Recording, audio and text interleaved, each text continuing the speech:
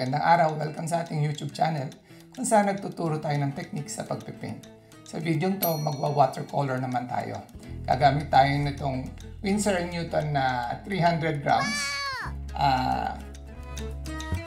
Ngayon, ang katanungan kasi is, maganda pa yung ating watercolor kung ating gagamitin ay itong Winsor & Newton. Siyempre, magandang klase itong Winsor & Newton, no? Paano kaya kung gagamit tayo ng mas mura? Last time gumamit tayo ng Prong watercolor. Mas mura to kumpara dito sa ating Winsor & Newton. Pero ang kinalabasan, maganda rin yung ating gawa. Pero ang tanong ngayon, paano kung gagamit tayo ng mas mura pa? So naghanap tayo ng watercolor sa merkado dito sa Saudi Arabia at ito yung aking nakita, no? Ito ay naghahalaga lamang ng 10 real. Maaaring nasa around 150 pesos yan sa Pilipinas. So, ang tanong, kaya ba nating mag-paint ng maganda gamit ang pinakamurang watercolor? Halika, subukan natin. Sinimulan ko sa pagguhit ng portrait gamit ang lapis.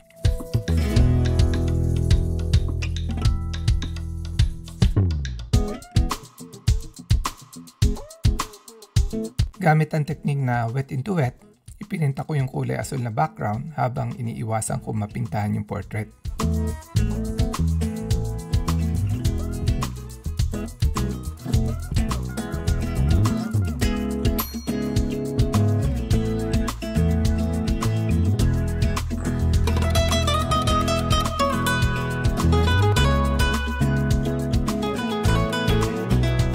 Tapos pinatuyo ko gamit ang hair blower.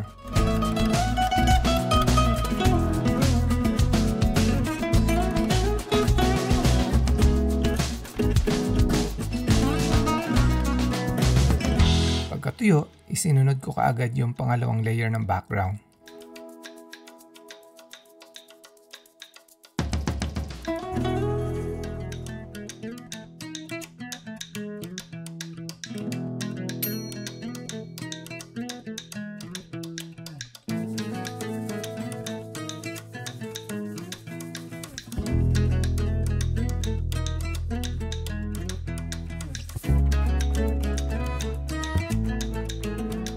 Tapos pinatuyo ko ulit.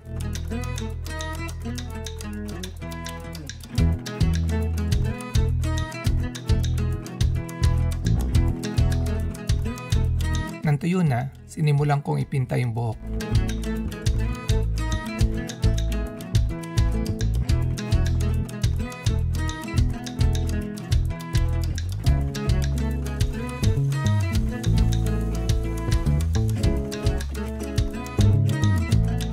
Tapos yung mukha.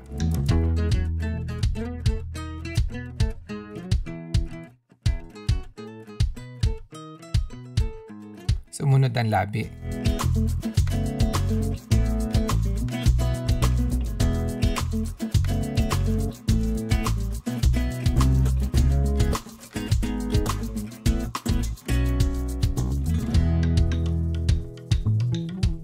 Tapos ang mga mata.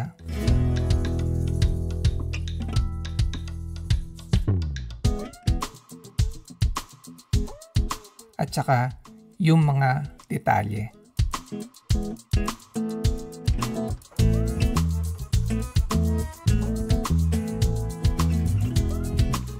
So ito po yung kinalabasan ng ating watercolor. Ayan. Okay. Kikita nyo napakaganda ng pagkakagawa ng ating watercolor. So, ano ba yung mga pinagkaiba nung paggamit ng mamahalin kumpara nun sa mura? Unang-una, yung tingkad ng kulay ng watercolor sa luma dito sa mura ay hindi siya ganun katingkad kumpara doon sa Winsor & Newton. Bagamat sa doon, wala na akong ibang makita. Kasi hindi naman siya nagpipil off. Pag ipinahid mo na yung pintura, yung watercolor, hindi siya nababakbak. So isang magandang bagay doon sa nabili nating murang watercolor. So, ang hatol, kahit na mura yung watercolor natin, kung alam natin yung technique sa paggamit ng watercolor at kinagamit natin yun sa ating pagpipinta, maganda yung kalalabasan ng ating gawa. So, Yan po yung ating maikling video. Sana may natutunan kayo at naway magamit ninyo sa inyong pagpipinta. Sige, kita-kita tayo muli sa susunod na video. Paalam!